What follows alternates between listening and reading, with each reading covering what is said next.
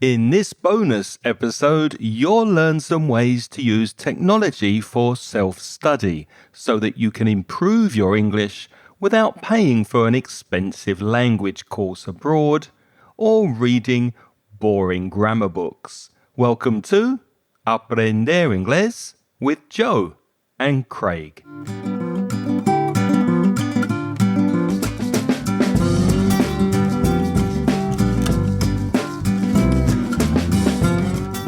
Hello, and if this is your first time listening, you're very welcome to the podcast. Now, this is not a usual episode. My regular co-host Reza is not here today, but I do have a special guest with me. Joe Dale is an independent language consultant specializing in how technology can enhance language learning. I met Joe at a teaching conference a few years ago, and more recently we've been in touch more and more online because of our shared love of podcasting. But Joe not only knows a lot about podcasting, his name is the first name that comes to my mind when I think about technology in language learning. So I thought, why not bring Joe on the podcast to talk about some ways you can improve your English using technology. But before you listen, I'd like to explain some of the vocabulary you'll hear during our conversation. For example, Joe speaks about a potpourri, Potpourri, which is a mixture traditionally of dried flowers, herbs, and spices. You may have been to a house where there's a bowl of dried flowers with a lovely smell, and that's a potpourri. And Joe says my accent is a potpourri of different accents I picked up because I lived in many different places. Joe also uses the verb to cram, C-R-A-M, which means to study intensively over a short period of time. For example, don't cram your English practice into a 3-hour block. Spread it over the whole week. Study little and often. Some students also cram the night before an exam, for example. Joe also uses the expression to be going down a storm, which means to become very popular or to be enthusiastically received by an audience. For example, this technology has been going down a storm recently. It has been enthusiastically received by the public. A couple of times, Joe uses the expression hand on heart. So that probably sounds obvious to you. If you put your hand on your heart, you're being very honest. You're speaking honestly. You're being completely truthful and sincere. We also hear the expression a real boon for language learners, B-O-O-N, a real boon. That's something which makes life easier or better. Another expression you hear is to come on leaps and bounds. Leaps and bounds. If you leap and you bound, or if an animal leaps and bounds, it runs or covers distances very quickly. It happens very quickly. So with the phrase, this technology has come on leaps and bounds in recent years, that just means it's improved very quickly. We also hear the expression good to go. Good to go. Good to go. Which means prepared and ready to leave or to start something. You might hear, for example, are you good to go? Can we leave now? Which means, are you ready? Or as Joe says, just open the voice recorder, hit record, and you're good to go. Joe also gives an example in which he goes old school. If you go old school, that means you do something like it used to be done, not like it's done today. But there's a sense of pride when you use this expression. For example, Joe sometimes uses pen and paper, and he says it's old school. So he uses pen and paper, old school, and then uses voice to text. Flashcards is a common expression among teachers, and before technology, I remember in classrooms using cardboard cards or plastic cards with pictures on one side and the word on the other side. So you turn the card around and you try to remember the word associated with pictures.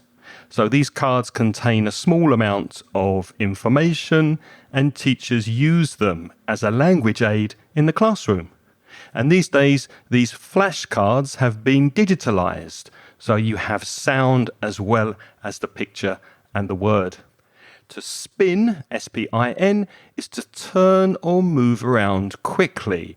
And Joe speaks about spinning a wheel, like in those fruit machines that you find in bars and casinos.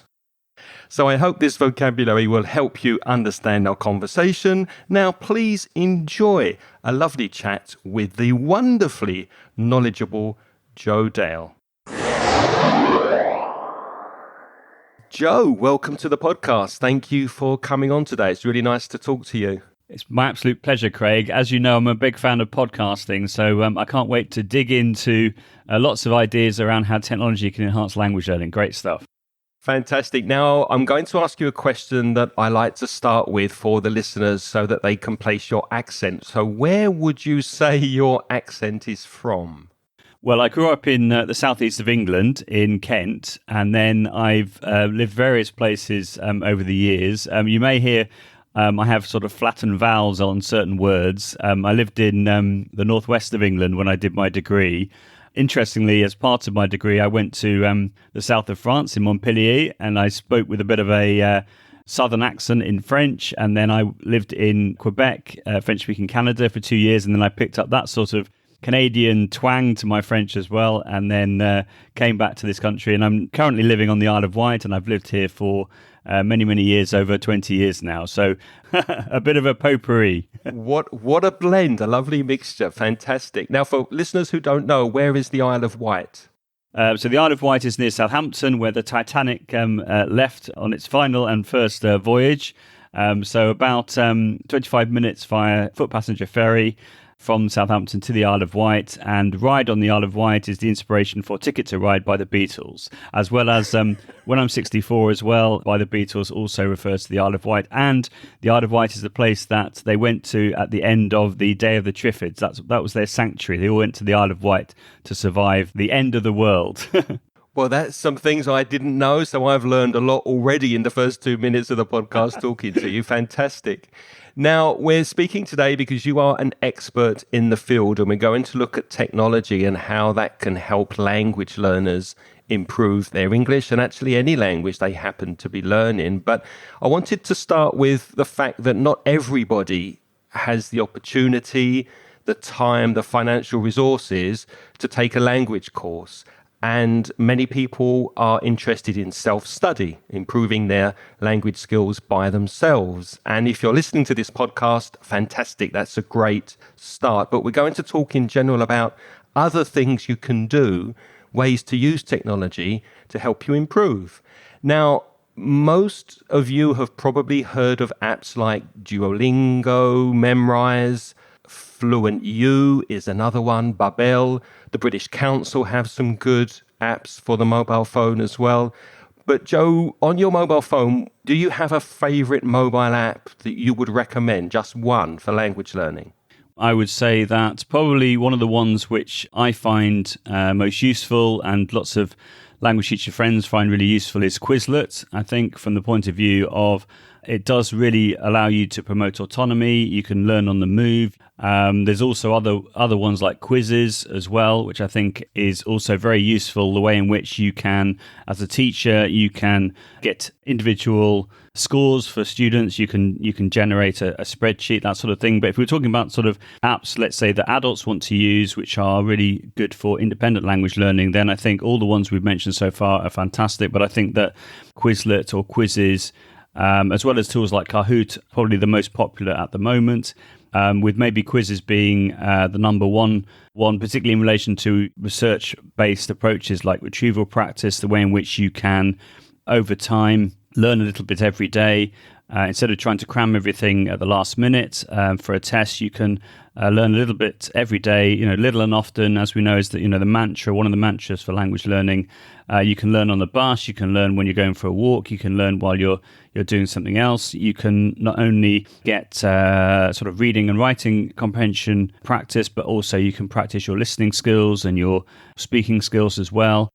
Yeah, absolutely. And that's really good advice. I want to emphasize what Joe said earlier about doing little and often. So don't cram. Joe used the word cram, C-R-A-M. Don't cram 3 or 4 hours of study into one day. It's much more effective to break up your study time when you are doing self-study and just do a little of study, but very often using the apps that Joe recommended. And I will put links to the apps that Joe just mentioned in the show notes to this episode. So go to inglespodcast.com/Joe, Joe, and you'll see a list of everything we're going to talk about today. Now, Joe, looking at the list that we kind of prepared together before we started recording, the first thing, number one, we have here immersive reader. Now, I must confess, I did not know what an immersive reader was. Can you explain it to the listeners? Yeah, absolutely. So immersive reader has been going down a storm with lots of teachers I've been showing it to recently. To be very, very clear, it's a Microsoft tool. It comes packaged with very, very well-known Microsoft tools such as Microsoft Word and PowerPoint and Class Notebook. There's also Flip as well, formerly known as Flipgrid, which has immersive reader built in. And then other sort of third-party tools like Wakelet also has immersive reader built in. So essentially, immersive reader, what it is, it's absolutely designed for promoting autonomy or self-study, as we're talking about in this episode.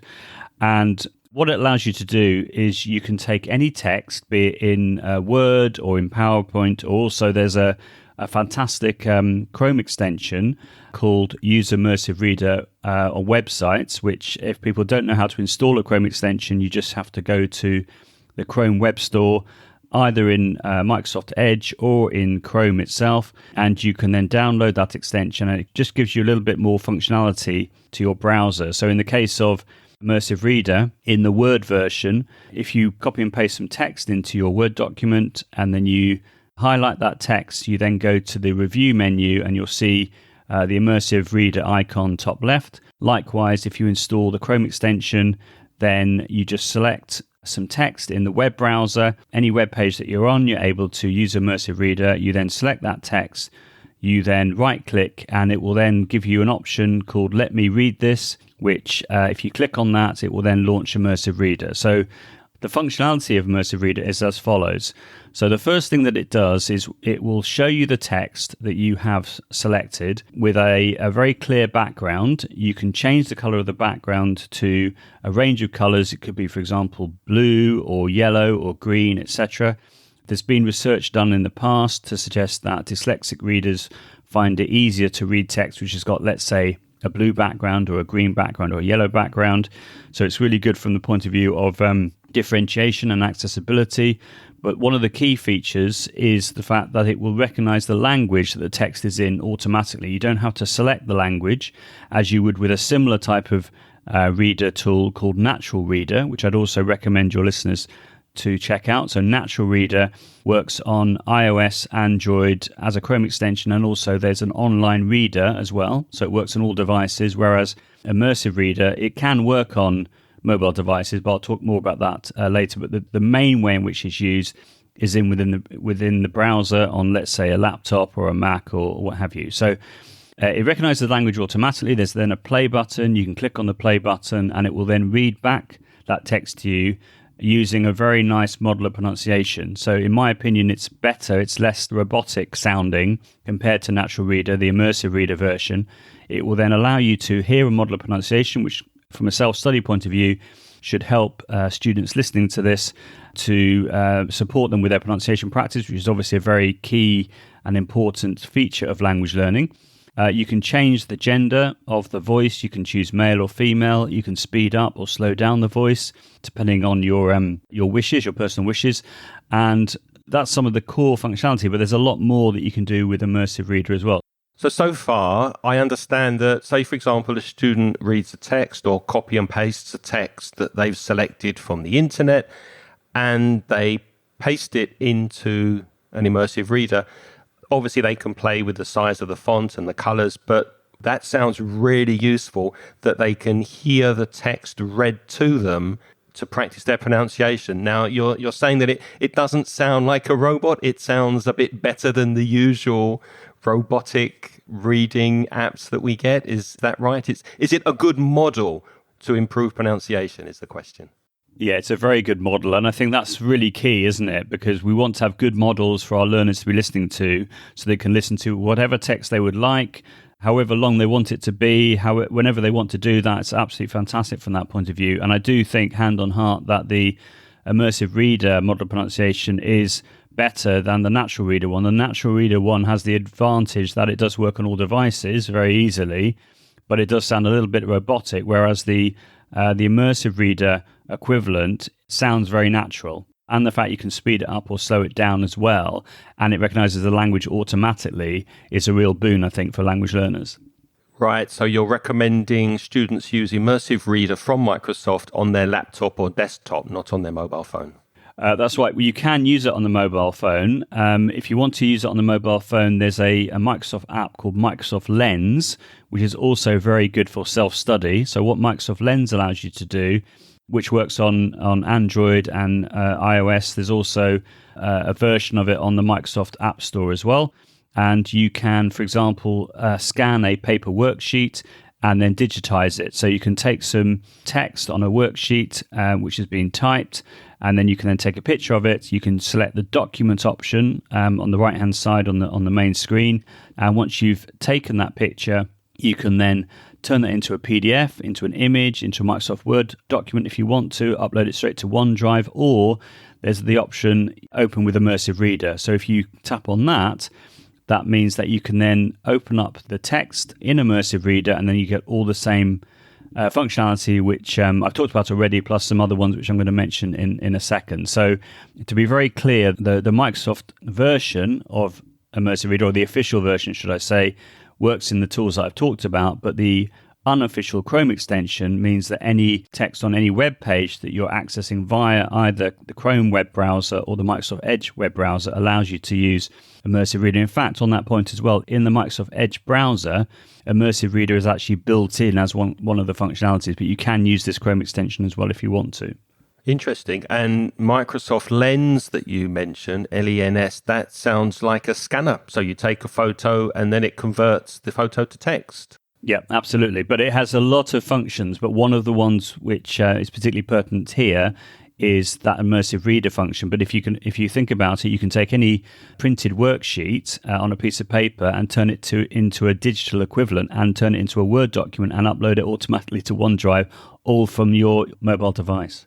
In addition to just the general model of pronunciation, you've also got other factors. You've got the three options top right of Immersive Reader, which not only allows you to, as I said, change the background color and the font size, but you've also got this idea of line spacing as well in the second option, which allows you to have a black section appear at the top of the screen, at the bottom of the screen, so you can actually just see one line being read at a time, or you can have 3 lines at a time. So again, for dyslexic readers, if they see the whole text, that it might appear as if it's swimming on the page for them, then by having that sort of line spacing focus really helps them. In the old days, I can remember using like a ruler to do this. So you just like literally move a ruler down the page, but this is the sort of like the digital equivalent. And then you've also got in the last section, the last option, top right, is you've got the picture dictionary, which gives extra support. So you can click on an individual word, normally a noun. If it's available, then a picture will come up to help you understand what the text is about.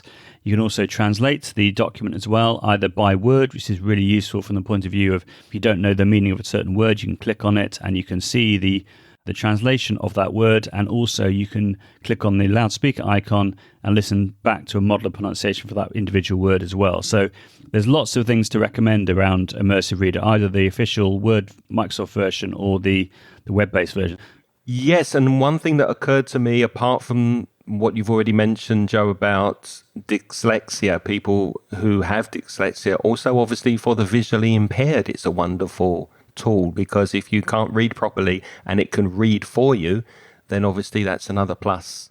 Yeah, I couldn't agree more. I think any tool which gives any learner that maybe has difficulties around dyslexia or around visual impairment or any sort of issue around that area, I think that technology is getting better and better and better at supporting everybody in the classroom, making classrooms more inclusive, or from the point of view of individual learners learning independently. I think that technology has come on leaps and bounds in recent years, and there are accessibility features in all well-known products nowadays. For example, Google Tools and Microsoft Tools and Apple Tools, etc. And I would really recommend going onto YouTube and just doing a search for, let's say, accessibility in Google, or accessibility with Apple Tools, etc., or equivalent blog posts. And there's lots of information out there which will help you to understand the features in the tools that probably you use every day that you may have no idea have those types of functionality to support all learners. So I think that's incredibly important.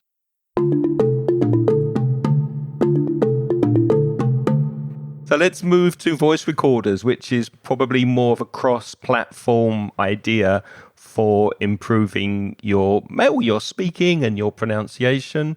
Because, most mobile phones these days, they come with a voice recorder installed. So when you get your phone brand new, you open the box, it has a voice recorder on there. We're going to mention some other ways of recording your voice, but why would you need another one, Joe, if you already have one on your phone? Yeah, it's a great question. I think that there's a whole range of different apps out there which allow you to record your voice, which is clearly, from a language learning point of view, really good from the point of view that you can, capture that speaking. Otherwise, your speaking work just goes off in the ether. It doesn't allow you to then revisit speaking that you've done, let's say 6 months previously, to see if there's progression in the work that you've been doing, the way that you can listen back to that audio as much as you want to, which can, again, remind you of maybe pronunciation issues that you're having, or remind you of how good your pronunciation is. And then you can also send that audio to someone else, for example, to your teacher, if you have one, who can then listen to that and then give you immediate feedback. So I think from the point of view of ease of use, there's Vocaroo, which I know is a web tool as opposed to an app, but it does work in any browser. And the beauty of Vocaroo means that you can record for as long as you want to. The audio is stored for at least 1 year on the servers for Vocaroo, which is brilliant. It's a very simple tool to use. You've just got a big red record button in the middle of the screen. You can't really go wrong. You can click on that, record for as long as you want to, as I said. Then click on the same icon. In fact, it becomes a little sort of red square, as it were. You click on that, and then you've got the option of clicking on the Save and Share button. And then from there, you can copy the link and you can share that with your teacher, or you could maybe make a Google Doc if you wanted to, or a Microsoft Word document with all your different bits of audio in, or you could put the link, if you wanted to, in, let's say, a comment box in Google Docs for audio feedback. So I think that Vocaroo is really, really fantastic from the point of view of being able to record simply and easily on any device. But if we're talking about specific apps which allow you to record your voice, there are a number of different apps which I could recommend here. To start off with, an app which works on both iOS and on Android, which is very stable and very good at recording audio, not only as MP3 files, but also as WAV files as well, which are better quality than MP3, but are larger in size, is Voice Record Pro. So what's great about this particular app is it allows you to record for as long as you want to. You can export in different versions, different formats, as I've said. You've also got inbuilt integration with places like Google Drive or OneDrive. So you can connect up, let's say, your Google Drive account, and then you can simply record some audio on the app, upload it into Google Drive, and then share that folder with your teacher if that's what you were doing. Or for an independent point of view, you could just make various recordings. You can also rename them as well, quickly and easily. With the iOS version, there's also a transcription option as well, which means you can transcribe your audio. It won't necessarily be perfectly accurate, having done this a few times myself, but from the point of view of audio quality and ease of use, I think that Voice Record Pro is really useful to recommend. Do you use a external microphone on your mobile phone when you're recording, or do you record directly into your phone? Right, now that's a great question. Now, I have an Android phone, and it may be my Android phone, the particular model that I have, but it will not accept an external microphone. Now, I've got a couple of external microphones. I've got a lavalier mic, the Boya BY-M1, which is a very good lavalier microphone. It's a budget microphone. That's the one, I think, with the ridiculously long wire. That's right. It's got a ridiculously long wire. I think it's about 2 meters or something. Yeah. But it recognizes the microphone when I plug it into my Android device, but it will not pick up the audio. So that's really frustrating. And likewise, I've got an audio interface called a Vocaster One, which I'm using right now with my ATR 2100X microphone. And it does have a TRRS jack on it, which should allow me to plug in my Android phone, but it does not work, which is very frustrating. So, and then as a result of the issues that I was having, I went onto YouTube and I found that this was actually a common issue with lots of Android users using external microphones on their device. So if anyone knows a way of doing this, which works with a headphone jack, then fantastic. I know there are options using USB-C going into the Android phone as a microphone. There are options there, but those are the only ones that I've seen on YouTube clips that are successful with recording, because clearly you want to have your sound being captured clearly. And to be fair, the internal microphone on lots of phones nowadays is pretty good, but I think that it certainly seems to be a technical issue around Android phones that you can't easily plug in an external microphone. And lots of these companies, they say, oh yeah, it works on all smartphones, but they don't actually mean, well, in my experience anyway, they mean iPhones, but they're not allowed to say maybe iPhones because that would be seen as a proprietary advert. But certainly, as I said, if you go onto YouTube and you have a search for Android and external microphones, you'll find that lots of people are having similar issues that I've been having recently. So there we are. Well, if you're listening and you have a solution for Joe, his contact details we'll mention at the end. Get in touch and maybe you can give Joe a hand. So we've looked at Vocaroo for voice recording, Voice Record Pro on Android and iOS, and there was one more. Yeah, so on Android, I would really recommend an app called RecForge 2, which, as it sounds, is RecForge. That's one word, but with a capital F. RecForge 2, and then the two are like Roman numerals. So RecForge 2 is a very stable app. It used to not work properly about a couple of months ago. It suddenly stopped working, as these things can happen with apps which aren't necessarily updated on a regular basis. It worked absolutely fine for a long, long time, and then all of a sudden there was a new update, and you'd hit the red record button and nothing would happen, which was incredibly frustrating because I'd written notes and how-to guides on how to use this particular app in relation to remote recording for podcasting and that sort of thing. But then about a month ago, I did a little happy dance because they updated it and it's all working absolutely fine now. So it's really cool the way in which you can just hit record. It will then make a lovely waveform. You've also got the little slider there, which allows you to increase or decrease the gain, the recording level. You can share the audio really easily. Again, you can share it straight to Google Drive and places like that. You can also name the audio, and you can even do some simple editing as well. So from the point of view, just being able to capture the audio, I think those are some really good, solid recommendations. And then another web tool which I would recommend, which I talk about a lot in different training sessions, is called Online Web Recorder under the 123 Apps hub. So 123 Apps have produced a number of different web tools which are all part of the same package or the same hub. And the online voice recorder one is similar to Vocaroo, but it doesn't allow you to host the audio, but it does allow you to edit the beginning and the end. So you can't, edit out any sort of ums or ahs or mistakes in the middle, but you can remove the bit at the beginning or the end. Let's say if it takes you a bit of time to get started, or you make a few mistakes or what have you, then you can literally just move the playhead at the beginning to the point where you want to start the recording.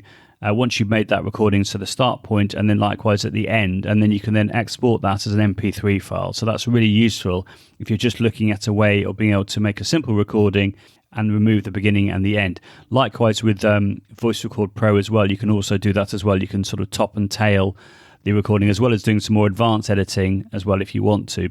So from what you've said so far, Joe, about these other voice recorders, there are certain advantages in general. For example, you can record and save in different formats, get a higher quality.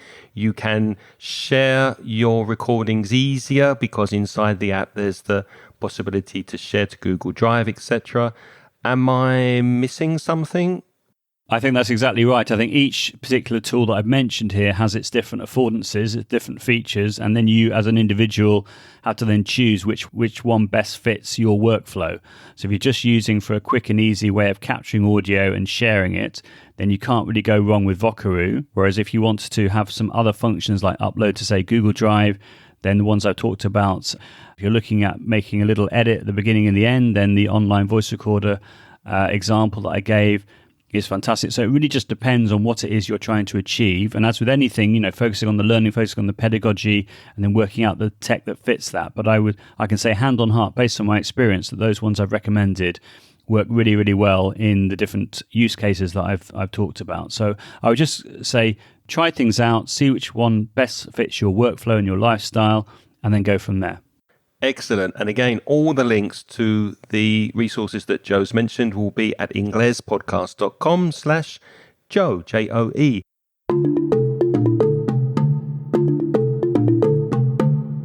Now, we've looked at ways of looking at text and using text readers. We've looked at recording your voice for fluency, etc. What about speaking and typing, voice to text typing? Okay, so again, I think that the technology has come on leaps and bounds in this area. Clearly, there's been tools like, Dragon Naturally Speaking, which has been a voice-to-text tool, which has been around for a long, long time now and is very good, but it's not a free option.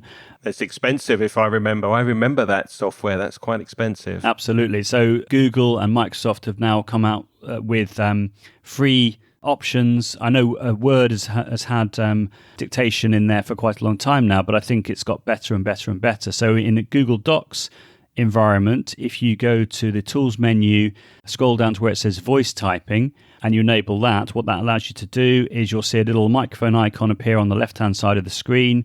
You've got a little drop-down menu there. You click on that, you choose the language that you want to speak in, and then as long as you give permission for Google Docs to access your microphone, then you're good to go. You just click on the microphone icon. You then see that it turns from, I think it's blue or black, to red to show it's listening to your voice. You then start speaking in that language, and then the text will start to appear on the screen. And what's really fantastic about voice typing is not only can you dictate into it, but also you can even talk about, formatting. You can talk about, make something bold or add in punctuation. You could say full stop or new line, and hand on heart, I must say I use this all the time. So for example, what I do if I've had, let's say, a Zoom meeting with somebody, I will go old school and write down what I'm hearing from a notes point of view, literally onto the back of an envelope. I'm not joking when I say that, literally on the back of an envelope with a pen. But once I finish doing that, straight away what I do is I open up Google Docs, I go to voice typing, and then I dictate what it is that I've learned from my notes and what I can remember from that conversation straight into Google Docs. And then I've got a digital version of the conversation, the meeting that I've had with a client, as it were. So that's incredibly useful. And then the equivalent in Microsoft Word is in Microsoft Word Online. And top right, you've got the dictate option. You'll see it says the word dictate there, and you've got a little drop down arrow, or chevron, I think it's called officially. So you can click on the chevron, and then underneath that you can see you've got the transcribe option as well, which allows you to record your voice and then have it transcribed for you up to 300 minutes per month, which is amazing. If you click on the dictate option, then what happens is you get a little bar at the bottom of the screen. You can then click on the cog icon and you can choose the language. Again, make sure that the correct microphone has been enabled for dictation, and once you've done that, you simply click on the microphone, you speak in the language that you've chosen, and again, it does a really good job in capturing everything that you're saying, which is absolutely brilliant. And then the iOS equivalent, I'm sure this works on Android as well, but the iOS equivalent is what's called dictation. So you just simply go to the settings app, you go to general and then keyboard, and then under keyboard it will then give you the dictation option, which is towards the bottom. You just enable that, and once you've done that, you'll notice that there's a little microphone appearing on your keyboard, your virtual keyboard that comes up when you are able to input any sort of text. So let's say you're in a Google Doc as the app on an iPad or the Notes app on an iPad or an iPhone. You tap on the microphone and away you go. So again, I think from an accessibility point of view, from a time-saving point of view, I must say hand on heart that I use dictation on my iPad, or I use Google Docs with voice typing all the time as a way of, giving your hands a rest, particularly if you're feeling tired, or just a great way of getting ideas down onto paper. As I know it's not real paper, it's virtual paper, but just getting your ideas down straight away can be a really, really good way of being able to remember what it is that you've been thinking about. It's just absolutely fantastic from that point of view. So I'd really recommend using voice to text for saving time, and also as a way of crystallizing your ideas and helping you with your pronunciation from a second language learning point of view as well. And one thing I'll add is, obviously, if you're using your mobile phone for this, then you want to speak directly into the microphone on your phone. Now, if you're using a laptop computer and you're just using the microphone in the laptop, you probably need to get up to it quite close so that it can recognize your voice. And maybe you'll get better results if you use an external microphone. And especially with a desktop computer, you don't want your webcam microphone picking up your voice if you're quite a distance from it. And of course, if English is not your first language, you're going to have to speak very clearly. Try to separate your words. Remember, you're speaking to a computer, not a person. But it is really, really good for those single vowel sounds. If the computer can understand you, if you slow down and stress every word separately, then you know you're pronouncing those single vowel sounds correctly. Yeah, I couldn't agree more. I think it's absolutely brilliant from that point of view. And I think that it can really help with your confidence as well. As we know, confidence is really key in language learning. And if you are given a good model of pronunciation from, say, Immersive Reader, etc., and then you have a go at using voice to text in the tools that we talked about, can be a very, very helpful way of being able to improve your understanding of how words are pronounced.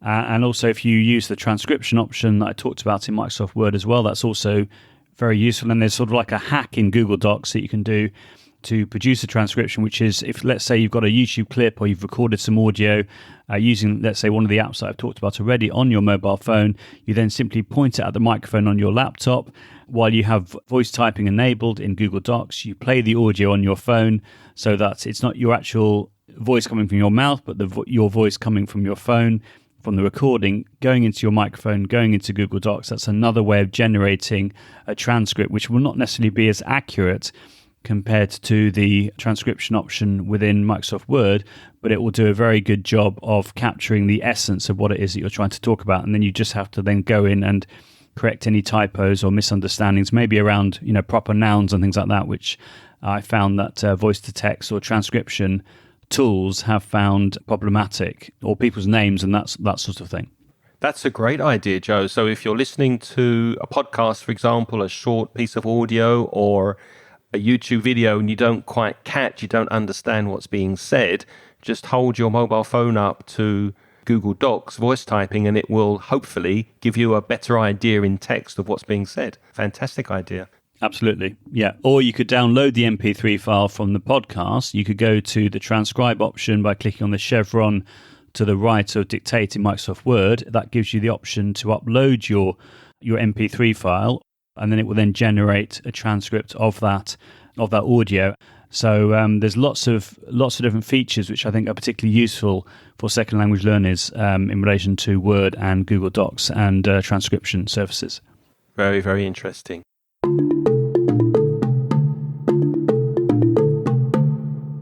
Now, moving on, you mentioned something called Flippity to me, Flippity, and I'd never heard of it. I had a look, and it looks really, really interesting. It reminded me a little bit of Anki, which listeners may have heard of, Anki, for creating flashcards to help you remember vocabulary. Is it similar to Anki?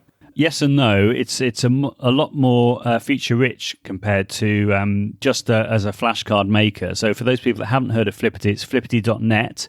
It's completely and utterly free to use, and you get access to 27 different exercise types that you can generate using Flippity. So there is a flashcard maker there, so you can make your standard flashcards. You can put in your English text and then the translation in a different language. As you'd expect with a flashcard, you can also listen back to the pronunciation of the different words that come up, which is fantastic. But they've got many, many other options as well. So the ones I would particularly recommend, I talk about on different training courses that I do in relation to Flippity.net. The first one is Flippity Randomizer. So what Flippity Randomizer allows you to do is to generate your content either by using a little white box that comes up in the instructions. You get this little white box which allows you to input text. But the issue around that is the fact that you can only make one wheel. If you want to have access to more wheels, then you can use the Google Sheet option. So if you want to get the most out of Flippity, then you do need to have a Google account, but it's completely free to use. The students just need the link. They don't need to have any sort of account.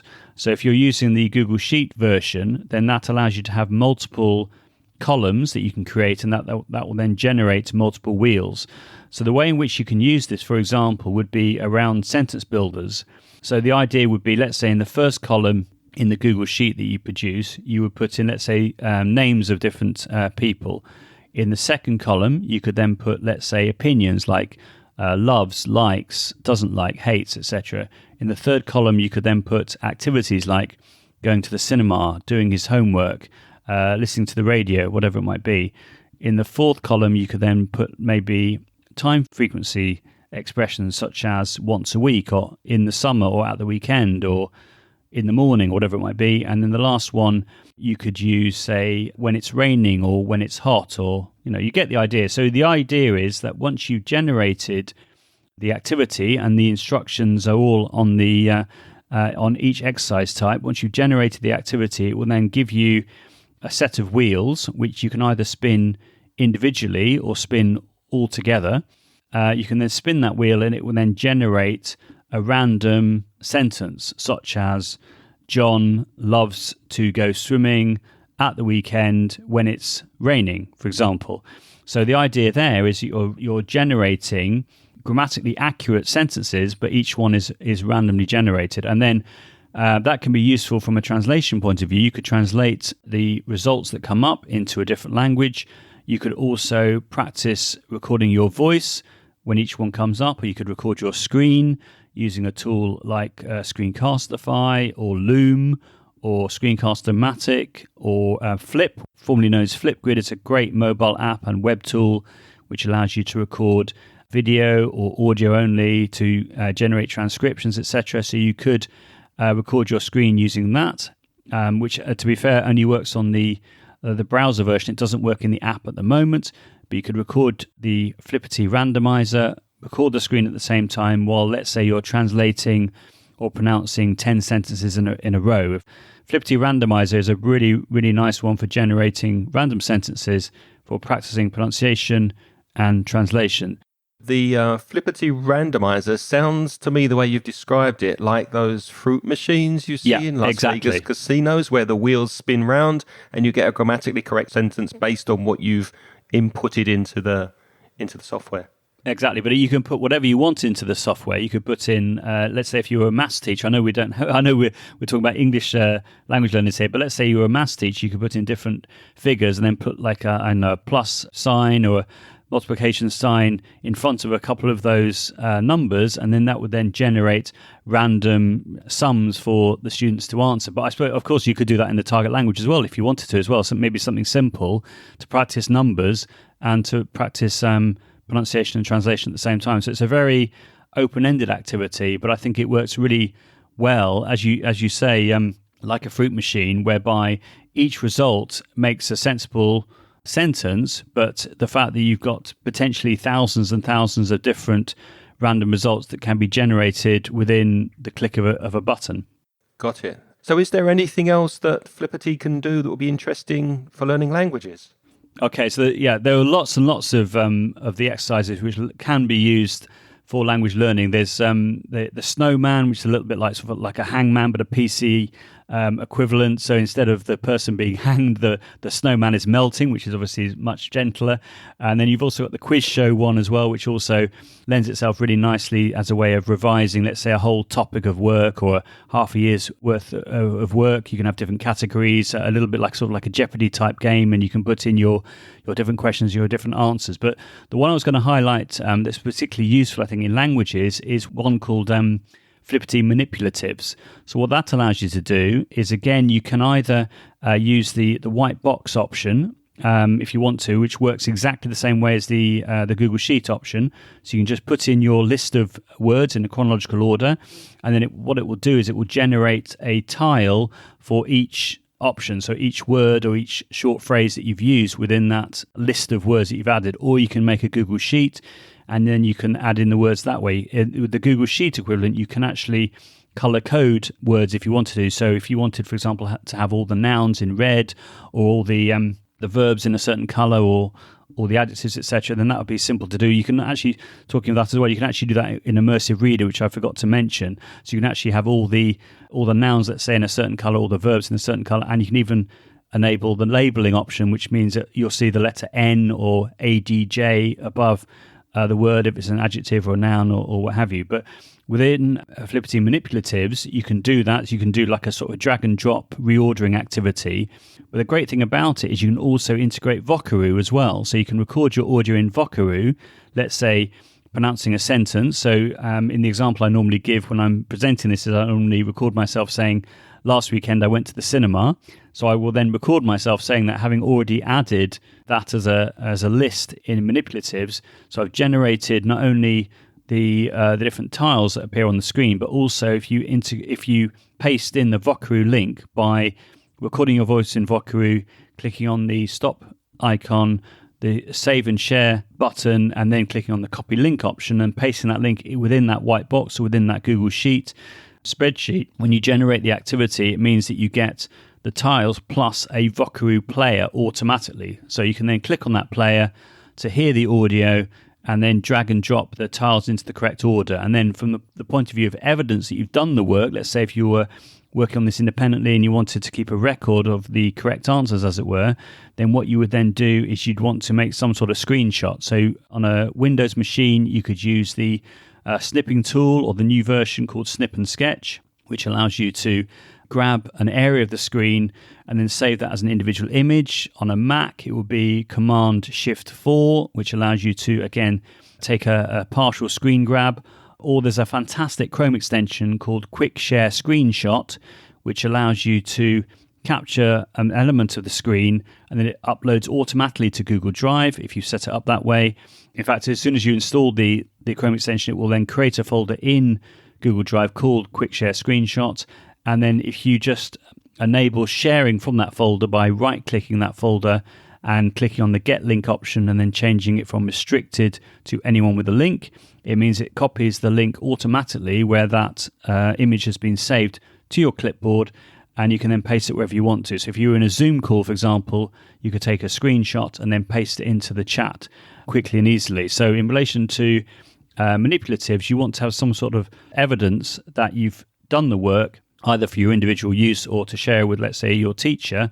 Then you could take screenshots to show that you've got the words in the right order and the Vocaroo player there as well. So from the point of view of independent asynchronous listening comprehension practice, I think it's fantastic. You've got lots of options there for pronunciation practice, for promoting self-study, and for creating listening opportunities which can be catered to the needs of the individual students involved. So the student could generate their own activity, or a teacher could generate that activity for them, but the listening comprehension would be at an appropriate level with the content tailored to the needs of those individual students involved. Yes, and then they can do the work as and when they have time to do it on their own. So it amazes me, Joe, how you remember the names of these apps and solutions and hacks. You must have thousands of different names and apps in your head. It's incredible. But just to then summarize this, so Flippity, it's a web-based tool. It's not an app, and it's similar to Anki, although, as you have explained, it has a lot more features and it's a lot more versatile, and it's really, really good for self-study. Absolutely. Now, in closing, let's move on to the final section, the final thing we wanted to talk about as a way for you to improve your fluency in your English, and that's creating your own podcast. Now, if you want to see an example of the power of podcasting for improving your English level, just go and listen to an episode that we recorded recently with Daniel Goodson. That's episode 437. So go to inglespodcast.com/437 and you can see how Daniel has used podcasting to take his English to a really, really high level.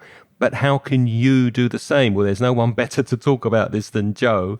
So let's start, Joe, with a couple of basic questions. How much does it cost to start a podcast if we're talking about hosting the podcast where it lives and maybe using a decent, reasonably good quality microphone, maybe some editing? Is it possible to do it for free, or is there a lot of money involved?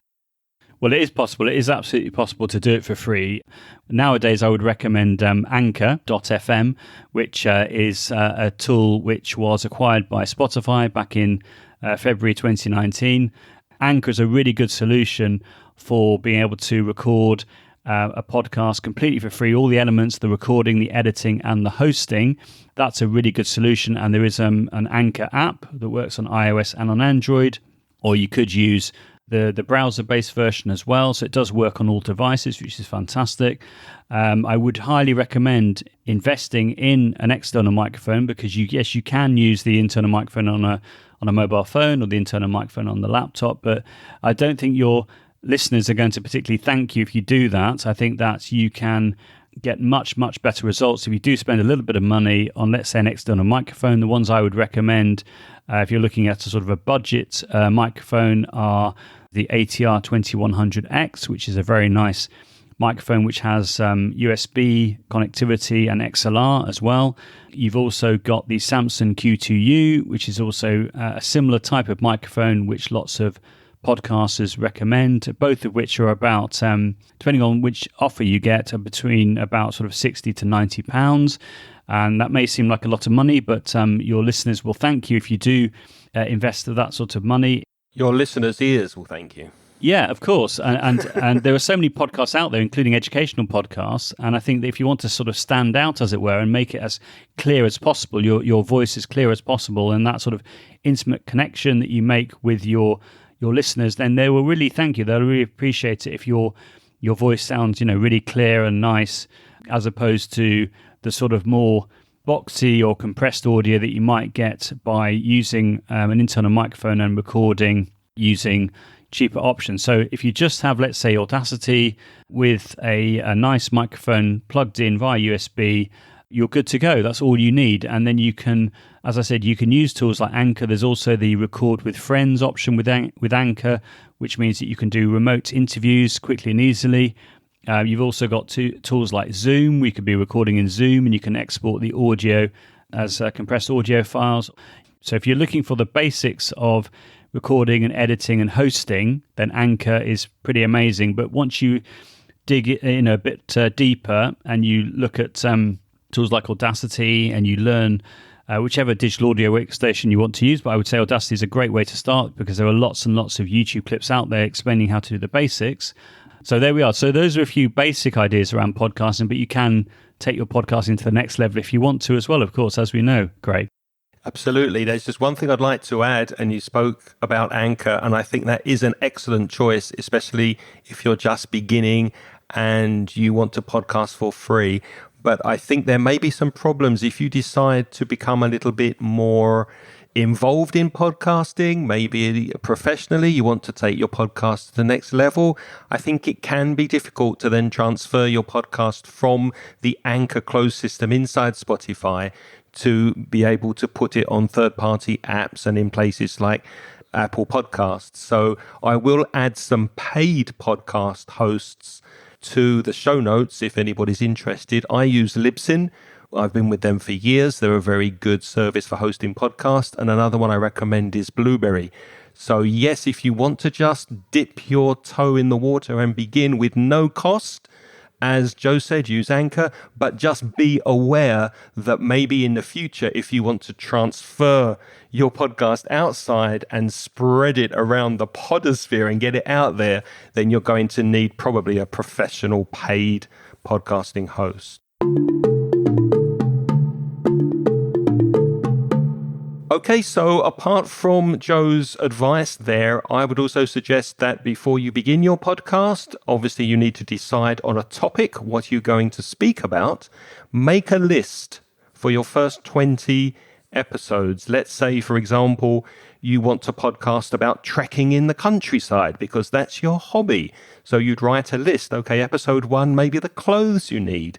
Episode 2, maybe the route planning apps, or how would you go about planning your route. Episode 3, maybe different groups and clubs you can join, different associations about trekking. Episode 4, maybe the best rucksack or backpack that you can use when you go on your treks. What's the best water bottle? If you have difficulty brainstorming and thinking of the first 10 or 20 episodes, then maybe it's not going to be the best topic for your podcast. So think about that. And also make sure that you're podcasting and speaking about something you're passionate about. Make sure you're going to be podcasting about something you're really into, you really love, because if you do that, there's a bigger chance, there's a higher possibility that you'll continue with your podcast and produce many episodes. And you might be thinking, hang on, Craig, hang on, Joe, why would people want to listen to me? Well, everyone has their own personality. Everyone has their own views, their own opinions on things. You are unique. So don't let that stop you from podcasting. It is a wonderful hobby and a fantastic thing to get into. And it will help your fluency in English. You will be preparing your notes for your podcast. You'll be looking at vocabulary in English, grammar, pronunciation. Maybe you'll record your podcast many times. That will improve your fluency. And perhaps you'll even, like Daniel, be interviewing other people. So, Joe, if somebody is interested in podcasting, you have a course that could help them get started. I do indeed, and it starts on the 10th of January, so not that far away. If you're interested, if you've liked what you've heard, and I'd just like to echo everything that Craig you've just said in relation to pick a topic which you're passionate about, make sure that you've mapped out enough episodes that you feel that you can talk about whatever it might be. Yeah, so for those people who are interested in learning more about podcasting through someone who has been podcasting since 2006, as I mentioned, then I have put together this podcasting masterclass, which starts on the 10th of January. It's running at 8 o'clock UK time in the evening for 5 weeks. But if you're interested in contacting me and running that at a more suitable time, depending on where you are in the world, then that's absolutely fine. I can do a bespoke version of the course. There are officially 5 sessions, but you don't have to do all 5. You can choose, let's say, 1, 2, or 3 as one set of sessions. Or if you're more experienced, you might want to go for just, say, sessions 4 and 5, which are looking at sort of more advanced uses of Audacity, for example. Or if you just want to get up and running with creating a podcast just with, say, Anchor, then that would be session 1. So I've really tried to cater to everyone's individual needs. You get a discount as well if you go for all 5 in one go. I'm sure we'll put the Eventbrite link in the chat. If you just do a search for Podcasting Masterclass on Eventbrite, then you'll find all the details there. And I'd love to hear from people if they would like to learn about podcasting and how it can be used to take your podcast to the next level. If you're a beginner podcast, then the podcast course is appropriate for you. If you are a more experienced podcaster, then I can certainly help you to take your podcast to the next level in relation to hardware, software, and just tips and tricks that I use on a regular basis when I'm producing podcasts. I've been commissioned to produce a number of podcasts, and I'm looking forward to producing some more podcasts in 2023. So I'd really encourage you to check this out and have a look and see if there's something that jumps at you. If you're interested in podcasting or you've been podcasting for a while, I can really support and help you, and I'd love to do so. And just to be clear, Joe, it is an in-person live course with you. It's not recorded videos. Absolutely. So it's not a set of asynchronous videos. It's actually live with me. So the 5 sessions are an hour and a half each over Zoom. I'm going to record each session, and I'm going to make it an unlisted clip on YouTube. So I will share all the links with you. If you can't attend in person because of the time zone differences, then you can always watch back the recordings if you want to. But if you are available at 8 o'clock till 9:30 UK time, then you can obviously join us live. Or as I've said, if you would like to ask me to run the course at a time which suits you, either for individuals or for groups of people, then I would love to do that as well. So yeah, everything's recorded. Everything is going to be shared as an unlisted clip on YouTube, which means you can then watch back as many times as you need to learn all the tips and tricks.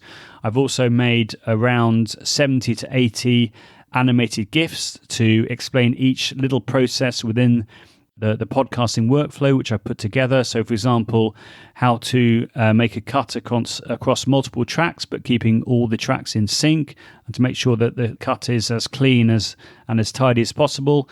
I've created an animated GIF to show exactly how to do that. I've also generated many different bespoke macros, which you will get access to. You'll get for free. Essentially, I will share with you as part of the course, so you can then install all the macros and the plugins that I use as part of my workflow into Audacity, which means that you'll be podcasting like a pro in no time at all. So yes, it's all there. You're going to get step-by-step notes as well, written notes for those people that prefer that. You're going to get the recordings, and you're going to get the animated GIFs, which is something that I have introduced recently. I've been creating animated GIFs like crazy this month, and there should be something for everyone there. I think if it's something that you're interested in, then I can definitely help you in whichever level you're at with your podcasting. Yep, and I will put a link to Joe's course in the show notes, and I would definitely recommend Joe as not only a really nice guy, but a person who's been podcasting from the very beginning, from 2006, who knows podcasting inside out. And I know there are some English teachers listening to this podcast. I want to just mention that I've used podcasting in the classroom in the past, and with great success, because the students start by planning their podcast in small groups. There's lots of peer correction. They're generating vocabulary in the planning stage. There's collaboration on episode notes, and then there's the actual recording. They're not happy, so there's re-recording. That's fantastic for fluency practice and for correcting pronunciation. And then, of course, there's the fun of listening to the podcasts that other groups of students have created, and it's a real life task that you can do in the classroom with your students. But first, you as a teacher, you need to know what you're doing, and that's where Joe comes in, and that's where he can help you. So Joe, thank you so much for your time today. It's been a pleasure talking to you. How can people contact you and follow you on social media? Okay, well, first of all, thank you so much for the opportunity, Craig, of coming onto your podcast, which I know is a very popular podcast, has lots and lots of downloads every episode. So it's been a real pleasure and a delight. And I'd love to help people if they're interested. So if you want to know more, if you want to contact me, Twitter is a really good place to go to. I'm just at Joe Dale on Twitter. I've been on Twitter since 2007. I've got 34,500 followers or so. And if you do a search for my name plus podcasting or podcast, you'll see that I'm regularly talking about podcasting, as well as language learning technologies and other pertinent content, as well as occasionally about things like football and music as well. But there we are. So that's a really good place to connect with me. And then likewise on LinkedIn, I'm on LinkedIn as well. So just do a search for Joe Dale and you'll find Independent Languages Consultant there as well. And my YouTube channel, which is available at Joe Dale 100. There's hours and hours and hours of free professional development, which is there, some of which is about podcasting. But if you're generally interested in technology and languages, then there are lots of webinars which I have produced, as well as the technology and language teaching webinars. And just in that series alone, we did 140 different presentations from literally teachers from all over the world, which is a great pleasure as part of the support I provided completely for free during the pandemic. And we've also got some coming up as well in 2023. So we haven't finished the series. We've got a couple of US world language educators, as they refer to themselves, speaking about some different topics. One is around tools to do with dyslexia, which is going to be very interesting. And another one around how you can teach grammar, but using authentic resources, which is a great topic to explore. So we can't wait to listen to those webinars coming up in 2023. Fantastic. Joe, thanks so much again, and please enjoy the rest of this holiday period with your family and have a wonderful and successful 2023. Same to you, Craig, and same to all the listeners listening to this podcast. Great stuff. Thank you so much, Joe, for coming on the podcast, and I hope you found this conversation useful and that Joe has given you some new ideas to motivate you to use technology and incorporate it into your English studies. But now it's your turn to practice your English. Do you have any questions about anything you've heard on this podcast?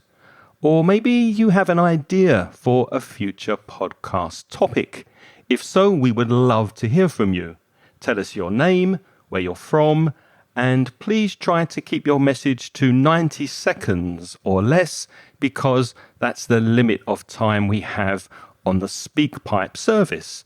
And you send your voice messages at speakpipe.com, speakpipe.com/Ingles podcast. If you want to send us an email, you can reach me, Craig, Craig, @inglespodcast.com. And to reach Reza, write to Belfast Reza, Reza, @gmail.com. This podcast is sponsored in part by mansioningles.com. Visit the online store at store.mansioningles.net.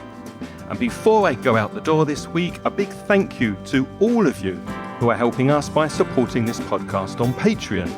You can join our Patreon program for as little as $1.50 per month. That's including VAT, and you get instant access to recent transcriptions. For more information, go to patreon.com, patreon.com/Ingles podcast. I don't have time to thank you all individually for your support, but huge thanks to recent Patreon supporters who I know very well because they were recently on my conversation course. Concha de la Calle, thank you, Concha, and Jose Francisco Prieto Lopez, thank you very much, Jose. If you enjoyed this podcast, please tell your friends, and until next time, it's goodbye from me. The music in this podcast is by Pitts. The track is called See You Later.